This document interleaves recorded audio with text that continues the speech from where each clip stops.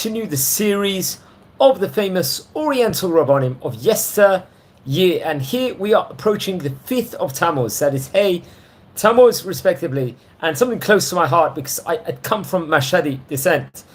Partly it's a Persian descent, also 100%.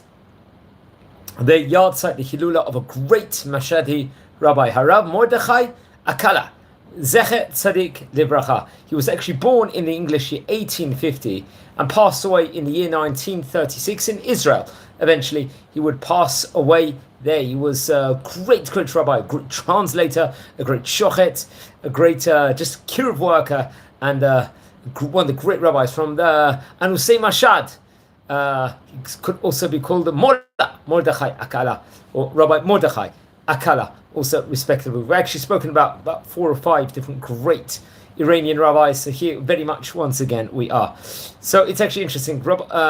Here, Mordechai Aklar, as we could call them. We had other great rabbis which we call Mola, including Mola Or Shiraga, who we spoke about also at one stage in time. He was actually born in Mashad in the year 1950. We call that Taf Resh Yud, that is. And Mashad is a city, is I think the second biggest city in Iran, if I'm not mistaken. In it of itself. And it's actually interesting. There was a lot of problems. I'm going to leave it for another. Maybe we'll do another video on the history of the Mashadi Jews and the problems they had, the challenges they faced within regards to keeping their Jewish identity. We'll speak about that more, but maybe in another video, possibly. We hope so at one stage in time. He actually learned from his father, who was also a rabbi inside the neighborhood, a great rabbi, a great Mashadi rabbi. Also, he learned the Tanakh, especially at a young age, and with all his might, he learned a huge amount of Talmud, Gemara, and also Mishnah, also respectively, at a very young age itself. He was brilliant when it came to translating languages, for example, a proper linguistic, and was able to communicate and teach the entire the congregation of Mashad in a very, very, very challenging and turbulent time, which we have to speak about. He actually, they went, especially the family itself, especially him, he went from house to house and educated the entire Mashadi community, many of the families with regards to the Torah and keeping the mitzvot. And remember, it was a lot of challenges at that point in time. There was people were... At that point in time, there was a risk within regards to keeping one's Jewish identity. We'll leave that for another class, possibly, but it was a very turbulent time where Islam was forced upon the community. They had that threat upon themselves at that stage in time.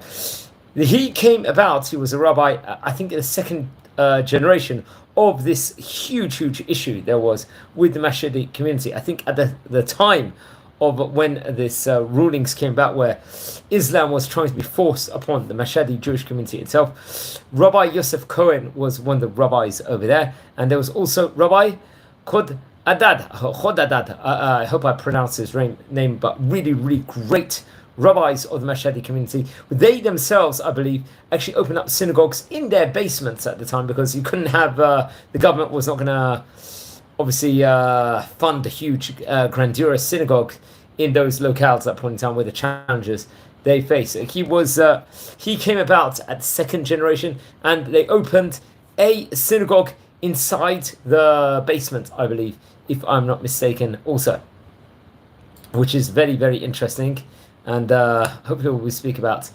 I believe also at that point in time there was another Rabbi Benjamin Aminov, who also ran a synagogue in his basement. So there was people that were able to keep their Jewish identity and learn extra Torah. Rabbi Mordechai actually himself, he taught especially the elite students halachot, so that to keep the mitzvot, and this was taking place basically in the basements in these synagogues at that point in time.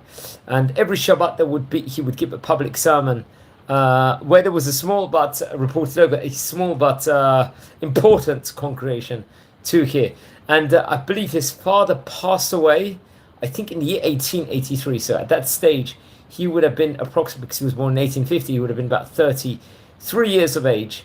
And I think he actually became the rabbi of this congregation in of itself, and arranged like marriages. He was able to marry off the couples over there inside the community. Also help the members of the community, and was able to do the shechita also and do the b'dika within regards to the kashrut. Also, I think he was performing brit milot, also circumcisions also, and it was not just because of him. It was also there was a nucleus of great rabbis at that point in time in Mashad, people that really gave up everything.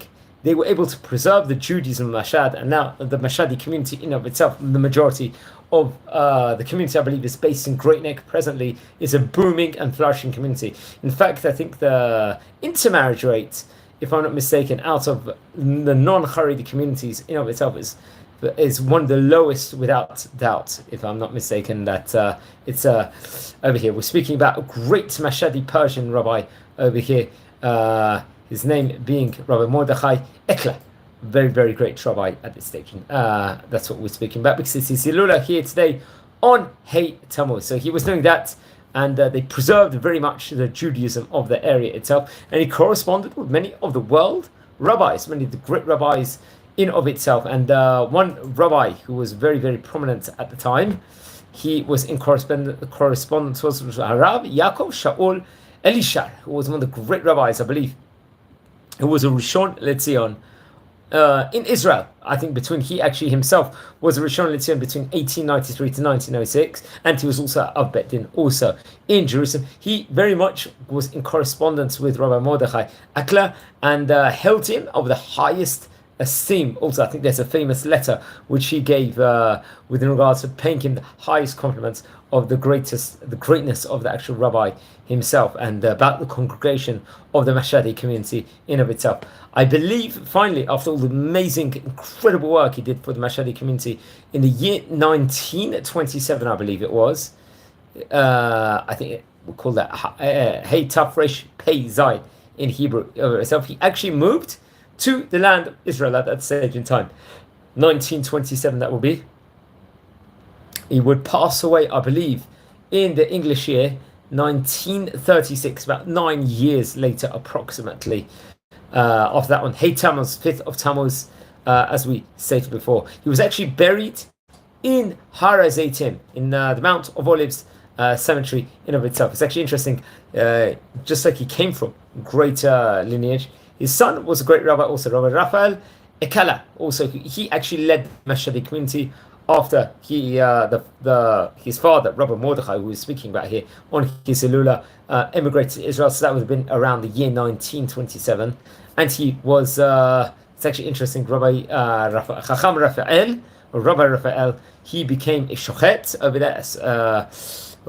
Was responsible for the kashrut in Mashad itself. He was a darshan and also a mohel. He was performing the brit milahs that I can tell you with from a source over here, which I am reading there, and he really helped the congregation, the Mashadi community, entire community, the Mashadi community, incredibly with the Torah. I think they were helping the Bukharian Jews also. I think they, at that stage in time, some of the Bukharian Jews, if I'm not mistaken, I've got to double check, that some of them moved also to Mashad or to Iran at that stage in time. But he himself, and he was a great rabbi himself, I believe Rabbi Rafael himself actually emigrated eventually to Palestine or Israel in the year 1949, if I'm not mistaken.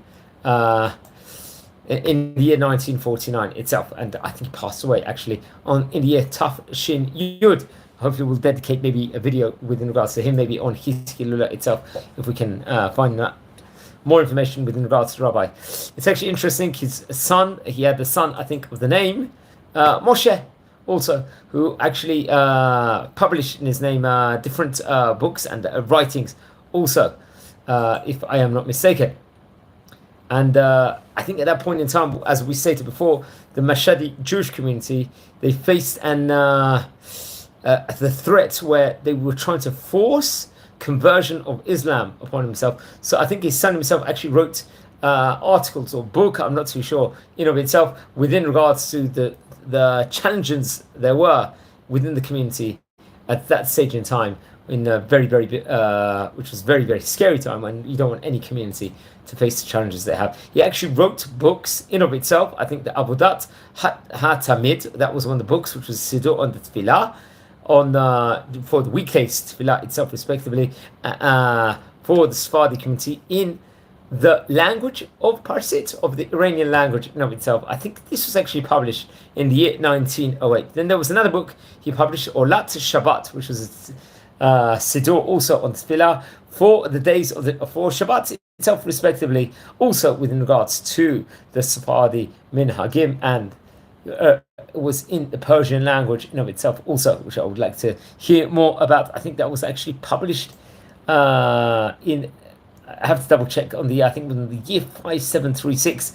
In the year 5736, I think Rabbi Ovadia Yosef actually gave a haskama for a second version of the book, if I'm not mistaken. There was a Seder Slichot, another book that he wrote, which was on obviously the days of mercy, which actually comes upon ourselves. We recite Slichot between the first of Elul till Rosh Hashanah or till Yom Kippur, also for 40 days, respectively. There was a Machzor Rosh Hashanah and Yom Kippur, which he also was responsible for over there and was published. He also did an amazing version of the Haggadah Shel Pesach, which is very, very interesting also. The Haggadah Pesach, which I believe that was with a tafsir, as we say. It's an Arabic word for interpretations of the entire. So he gave his own interpretations or interpretations of the Haggadah Shel Pesach inside this very, very great work. Also, it's actually interesting. Rabbi Mordechai also wrote a commentary on various books within regards to the Torah itself. I think some commentaries were actually found in manuscripts, and other compositions, unfortunately, were never discovered in itself for one reason or another. And I believe, I'm not sure if it's been published yet, from a source of it, it says that some more of his Torah commentaries, which are manuscript, are in the process of being published. I don't know if it was published at the end or not, but we'll try and double check on that, or maybe you friends, fantastic people out there, could actually research within regards to that itself. I'm just looking at the front cover of the famous book, the Avodat HaTamid, in of itself. Just a Chelek Rishon, I can just see as we are speaking itself of the great Rabbi. So he left great descendants, was very, very well communicated with many of the great rabbis. He was Mashadi rabbi. Also, we haven't really spoken about many Mashadi rabbis. Also, I think we did speak about another rabbi who was also maybe living in Afghanistan itself. As we stated before, he actually made Aliyah in the year 1927. I think the date was the 25th of September in 1927. So at that stage in time, he would have been approximately about 77 years of age. So that was actually very, very interesting also of itself. I believe his wife's name was, and just to check, was Rabbanit Yocheved, if I'm not mistaken. She was actually the daughter of Rav Moshe, if I'm not mistaken also. So that also is very interesting. And I think he had the second wife at one stage in time. I'm not too sure. At the Yocheved Bat Rafael Kohen Ubat Zion, if I'm not mistaken, that was his second wife's name. I don't know if there was family names at that stage in time, but very, very interesting. His father's name was Rabbi Rafael. Also, he wrote many great books. Please don't forget to light candles in the great rabbi's memory. It's his Hilula here on 5th of Tammuz, and it is now, I believe, 8 years since he passed away, because he passed away in the year, not English year, 1936. I'll try and dedicate maybe at one stage a video with regards to the history of the Mashadi community. I think that'll be very, very interesting and historical. But wishing you all a great day. Don't forget to please subscribe to the channel. At the moment, we covered many great Rabbonim from the Sephardi Eidat Mizrach countries in this fantastic series. And don't forget to click the like button, and just wishing you blessings. And have a great day.